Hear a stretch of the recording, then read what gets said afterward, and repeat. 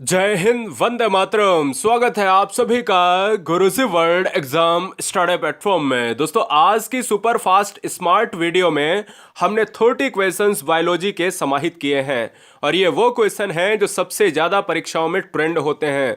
मुझे लगता है कि ये 30 क्वेश्चन 10 मिनट के अंदर पूरी व्याख्या के साथ, चित्र के साथ आपको देखने चाहिए और अपने लेवल को यहां पर परखना चाहिए। पहला क्वेश्चन है बिना रुके, भोजन का पाचन प्रारंभ होता है। तो मैं आपको बता देता हूं, भोजन को पचाने के लिए कहीं ना कहीं एंजाइम्स की भी जरूरत होती है और उसमें सबसे पहला पॉइंट आता है कि भोजन का पाचन जो है कहां से प्रारंभ होता है। तो दोस्तों हो जाएगा माउथ से, मुख से। याद ये रखना है कि जो माउथ है इसमें होता है एक प्रकार का एंजाइम और उस एंजाइम का नाम क्या होता है ये मैं आपसे पूछूंगा, यही दूसरे क्वेश्चन में है। देखिएगा, आप सभी जान गए हो पहले क्वेश्चन में कि जो मनुष्य का जो भोजन है वो प्रारंभ होता है, पचने का सिस्टम होता है वो मुख से होता है और मुख में जो विद्यमान है लार, लार में क्या है एंजाइम। एंजाइम का जो वर्क्स है दोस्तों, वर्क क्या है, वो है आपका भोजन को पचाना। तो यही क्वेश्चन है कि निम्नलिखित में कौन सा एंजाइम लार में पाया जाता है। तो बड़ा आसान क्वेश्चन है दोस्तों, टाइलिन पाया जाता है। जो टाइलिन क्या करता है, भोजन को पचाने में मदद करता है, जिससे आसानी से भोजन पच जाता है। एक चीज और मैं बता देता हूं कि सबसे ज्यादा भोजन जो है पाचन क्रिया जो रहती है वो छोटी आंत में रहती है, क्योंकि वहीं पर सबसे ज्यादा जो है देर तक भोजन पचता है। अगला क्वेश्चन है थर्ड नंबर, शरीर का तापक्रम कहाँ नियंत्रित होता है। देखिए, शरीर का पूरे टेम्परेचर की बात करें तो वो बैलेंस होता है और वो बैलेंस होता है ये आपके हाइपोथैलेमस से बैलेंस होता है। हाइपोथैलेमस एक प्रक्रिया है जिसमें सेरिब्रम, सेरिबेलम, इस टाइप की जितनी भी प्रक्रियाएं हैं वो हम इसी वीडियो में आपको बताएंगे। फिलहाल इस क्वेश्चन का जो राइट आंसर है वो ऑप्शन नंबर बी चला जाएगा। अगले क्वेश्चन की तरफ बढ़ेंगे, क्वेश्चन नंबर 4, मानव शरीर की सबसे छोटी हड्डी स्मॉलेस्ट बोन दोस्तों कौन सी है, ये आपको बताना है। देखिए, जब स्मॉलेस्ट बोन की बात करते हैं ना दोस्तों, तो ये कान में पाई जाती है और कान में एक स्टेप्स हड्डी होती है जिसका नाम होता है स्टेपीज होता है। और एक चीज और मैं बता देता हूं, ये कान में हड्डी जो होती है, इनमें हड्डियों की संख्या भी एग्जाम में पूछी जाती है। तो वो हड्डियों की संख्या कितनी होती है, वो हड्डियों की संख्या होती है 3। एक कान में 3 हड्डी और दूसरे कान में भी कितनी हड्डी, 3 हड्डी। तो ये हो जाता है 6 हड्डी हो जाती हैं। फिलहाल इस क्वेश्चन का आंसर बी जाएगा। अगला क्वेश्चन है क्वेश्चन नंबर 5, शरीर की सबसे बड़ी ग्रंथि कौन सी है। देखिए, ग्रंथि के मामले में आपको कतई नहीं भूलना है, ग्रंथि के मामले में सबसे बड़ी जो ग्रंथि है वो है लीवर है, जिसको यकृत कहा जाता है। यानी इस क्वेश्चन में अगर लीवर की बात करें तो मानचित्र में देखिएगा, यानी इस फिगर में देखिएगा, ये रहा आपका लीवर। लीवर क्या करता है कि मनुष्य के शरीर को यहां पर जितने भी हानिकारक तत्व हैं उनसे बचाता है। जितना भी भोजन अगर गलत तरीके से पहुंच जाता है वो लीवर ही झेल लेता है। इसलिए राइट आंसर हमारा जाएगा किसके साथ, ए के साथ। क्वेश्चन नंबर 6 आपके स्क्रीन पर है, कहता है एक स्वस्थ मनुष्य का रक्तचाप कितना होता है। देखिए, जब भी हम बात करते हैं ब्लड प्रेशर हाई होता है और एक होता है ब्लड प्रेशर लो होता है। जब हम हाई कहते हैं तो उसको क्या कहा जाता है, उच्च रक्तचाप, है ना। क्या हाइपर टेंशन कहते हैं। मैं कहता हूं दोस्तों कि जब आप बैलेंस की बात करते हो तो 120 से और 180, यानी 120 से ज्यादा होता है तो कहते हैं कि ब्लड प्रेशर बढ़ गया, बीपी बढ़ गया है। बीपी का मतलब ब्लड प्रेशर, ठीक है ना। और 80 जो होता है ये मानक होता है तय, अगर इससे कम हो गया है, 60 हो गया, 70 हो गया, तो कहा जाता है उसका बीपी कम हो गया है। इसलिए घोल पिलाओ। अगला क्वेश्चन आपके स्क्रीन पर है, क्वेश्चन नंबर 7, मनुष्य के मस्तिष्क की सबसे बाहरी झिल्ली कौन सी है। देखिए, आप पूरे आवरण की बात करो, जो parts of the human brain का आप चित्र देख रहे हो, इसमें क्या है कि मनुष्य के मस्तिष्क की सबसे बाहरी झिल्ली पूछा है।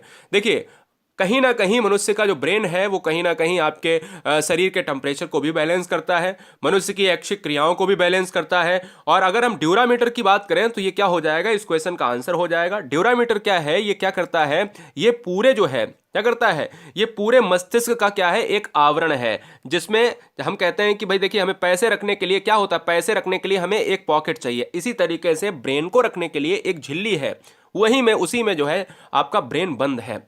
क्वेश्चन नंबर 8, मछलियां किस अंग से सांस लेती हैं, आपको बताना है दोस्तों। मछलियां जो है हमेशा गिल से सांस, जिसको गिल्स कहा जाता है, और गिल्स कहा जाता है तो इसलिए इस क्वेश्चन का जो राइट आंसर है वो जाएगा किसके साथ, थर्ड के साथ चला जाएगा, सी के साथ चला जाएगा। ऑप्शन नंबर सी को लॉक करेंगे। 9 नंबर, रक्त किस प्रकार का ऊतक है। देखिए दोस्तों, रक्त किस प्रकार का ऊतक है? तो अगर ऐसे क्वेश्चंस एग्जाम में ट्रेंड होते हैं तो मैं कहता हूं कि रक्त एक क्या है? संयोजी ऊतक है। रक्त एक संयोजी ऊतक है। इसका 7.4 क्या होता है? 7.4 इसका क्या होता है? पीएच होता है। मैं आपको बता देता हूं 7.4 क्या होता है? इसका पीएच होता है और यह एक तरल संयोजी ऊतक है। अगर ऐसा कहोगे तो और अच्छा रहेगा। एक चीज और बता देते हैं, मनुष्य के शरीर में ब्लड की जो वो होती है, क्या ब्लड की दोस्तों वो होती है कैपेसिटी होती है कि कितना लीटर ब्लड होता है, तो 6 लीटर यानी 5 to 6 लीटर जो है यहां पर होता है। और ये मेल कैंडिडेट का है और यहीं पर फीमेल कैंडिडेट में आधा लीटर कम हो जाता है। बाइल स्रावित होता है। पित्त कहां पर स्रावित होता है? पहला है हृदय, दूसरा है अमाशय, तीसरा है आहार नाल और चौथा है यकृत। देखिए वाइल जो होता है पित्त होता है तो पित्त की थैली से संबंधित है। और पित्त जो स्रावित होता है, देखिए पित्त की थैली में पित्त रहता है जिसको गाल ब्लैडर कहा जाता है। और पित्त प्रोड्यूस कहां से होता है? स्रावित कहां से होता है? तो दोस्तों ये होता है आपके यकृत से ही होता है और यकृत का मतलब होता है लीवर होता है। इसलिए राइट आंसर जो जाएगा वो ऑप्शन नंबर किसके साथ? डी के साथ लॉक हो जाएगा। अगले क्वेश्चन पर आएंगे 11 नंबर। निम्नलिखित में से किसके द्वारा दूध खट्टा होता है? तो देखिए दूध की बात करें तो एक क्या है? एक होता है लैक्टोबैसिलस। क्या होता है? लैक्टोबैसिलस जो है प्रक्रिया है जिसको नाम दिया जाता है, जीवाणु दिया जाता है। लैक्टोबैसिलस एक प्रकार का जीवाणु है और एक बैक्टीरिया है। इस बैक्टीरिया के रीजन से ही दूध दही जमता है, दूध खट्टा होता है, मक्खन निकलता है। यही प्रक्रिया होती है जो हमारे शरीर के लिए अच्छा है। तो बैक्टीरिया भी हमारे शरीर के लिए क्या होते हैं? कुछ बैक्टीरिया हमारे शरीर के लिए अच्छे होते हैं, लाइक लैक्टोबैसिलस।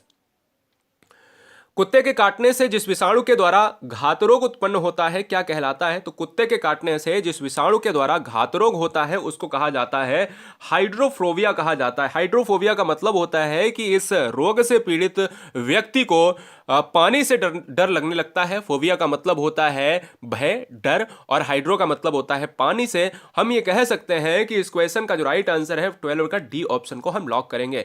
याद ये रखना है कि वायरस की डिजीज की जो खोज करी है, वायरस को खोजा है, किसने खोजा? इवोन विस्की ने खोजा है। अगले क्वेश्चन की तरफ बढ़ेंगे, क्वेश्चन नंबर 13।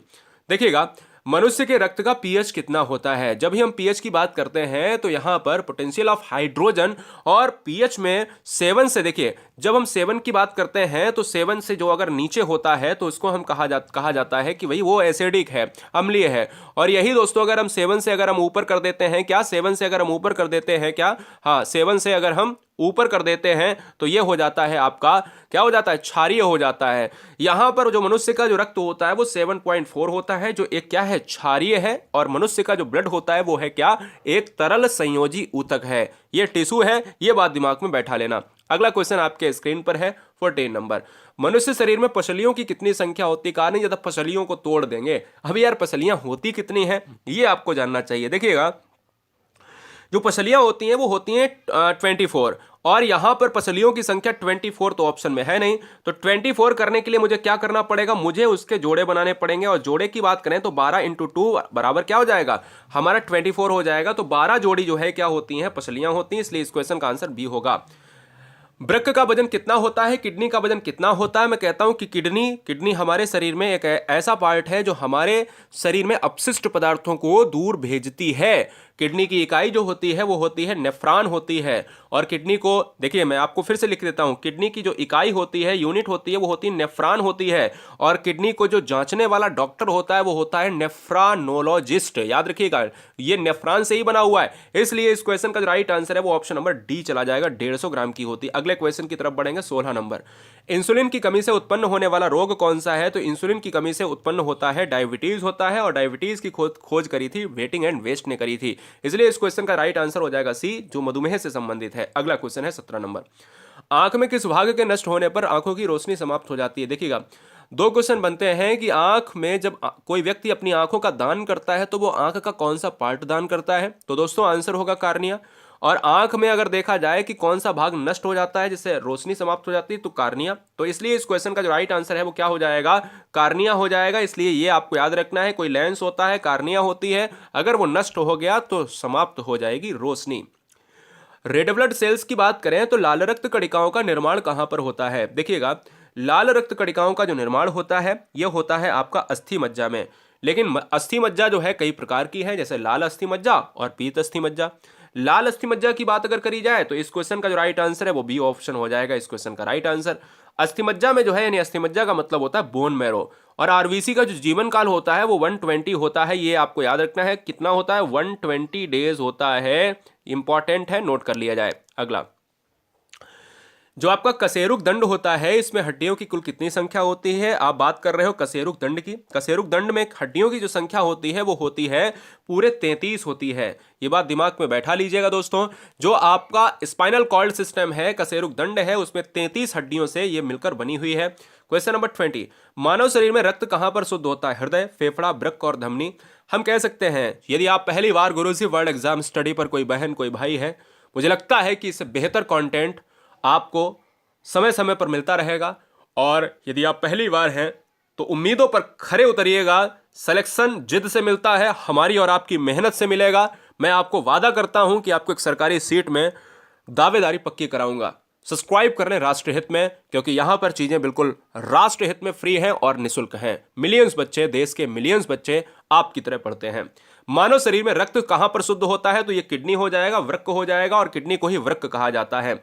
अगला क्वेश्चन है 21, कहता है मनुष्य के हृदय का स्पंदन, जो हार्ट बीट है दोस्तों, ये पर मिनट कितना होता है? हार्ट बीट होता है 72 होता है दोस्तों। और 72 अगर होता है तो 72 का मतलब है हमारा ऑप्शन नंबर ए। अगला, किस रक्त समूह को सर्वदाता कहा जाता है? यूनिवर्सल डोनर कहा जाता है। मैं कहता हूं सर्वदाता। सर्वदाता, ये डोनर के लिए आपको ट्रिक याद रखना है, डोनर। तो डोनर में क्या आ रहा? डोनर में आ रहा ओ, और डोनर में अगर ओ आ रहा तो आंसर हमारा क्या हो जाएगा? ऑप्शन नंबर डी हो जाएगा। और यहीं पर एवी क्या हो जाएगा? सर्वदाता है या सर्वग्राही? एक्सेप्टर है। एक्सेप्टर में ए आ रहा तो ए बी ले लेना है ना? तो ए बी ना कि ए। तो एक्सेप्टर में ए वी और डोनर में ओ, इसलिए इस क्वेश्चन का आंसर ओ हो जाएगा।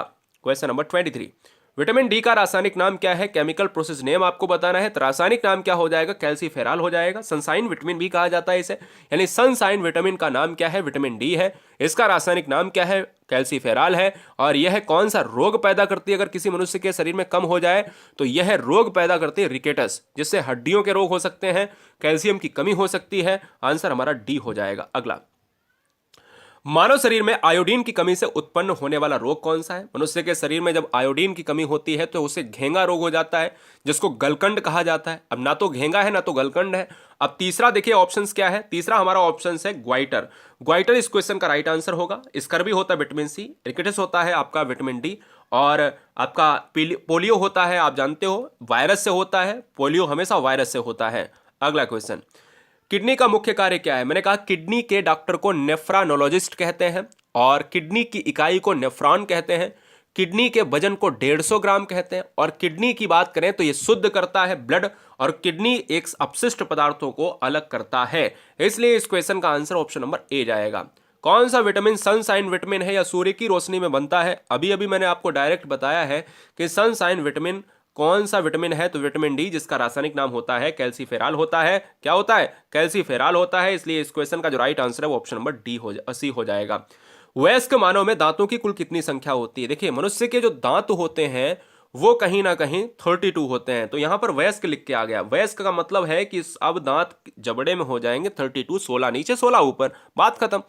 हाँ जी, बहुत बढ़िया। वीडियो को लाइक करने के लिए आप सभी बहनों का, आप सभी भाइयों का, हर गृहिणी का, हर बहन का, हर भाई का दिल से धन्यवाद।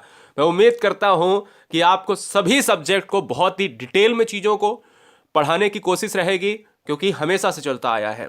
चलिए, बहुत बढ़िया। वायरस से फैलने वाले रोग कौन से हैं? पोलियो हुआ, एड्स हुआ, चेचक हुआ, खसरा हुआ, है ना? ये सब जो है आपके फैलते हैं, किससे फैलते हैं? ये आपके फैलते हैं, आपके वायरस से फैलते हैं। मनुष्य के शरीर का सबसे बड़ा अंग कौन सा है? तो देखिए, मनुष्य के शरीर का सबसे बड़ा जो अंग पूछा है, देखिए सबसे बड़ी ग्रंथि है आपकी यकृत, और सबसे बड़ा जो है आपका पार्ट कौन सा है ये पूछ लिया है, तो ये त्वचा हो जाएगा। और आज का अंतिम प्रश्न, मच्छर द्वारा फैलने वाला रोग कौन सा है? तो मच्छर के द्वारा अगर कोई फैलता है रोग तो मलेरिया भी फैलता है, डेंगू भी फैलता है, पीत ज्वर भी फैलता है। इसलिए इस क्वेश्चन का राइट आंसर जाएगा डी के साथ। बताइए कैसा रहा ये वीडियो, स्कोर क्या रहा? 30 में कितना स्कोर कमेंट में लिखिए। 30 में कितना स्कोर कमेंट में लिखिए। सर 30 में इतने नंबर, सर 30 में इतने नंबर। अगर आपके 30 में 20 हैं तो 30 में 20 इतना लिखकर कमेंट करिए। बहुत बढ़िया। जय हिंद, वंदे मातरम, इंकलाब जिंदाबाद। सब्सक्राइब करें और ये वीडियो 5 मित्रों को जरूर शेयर करें। Love you guys.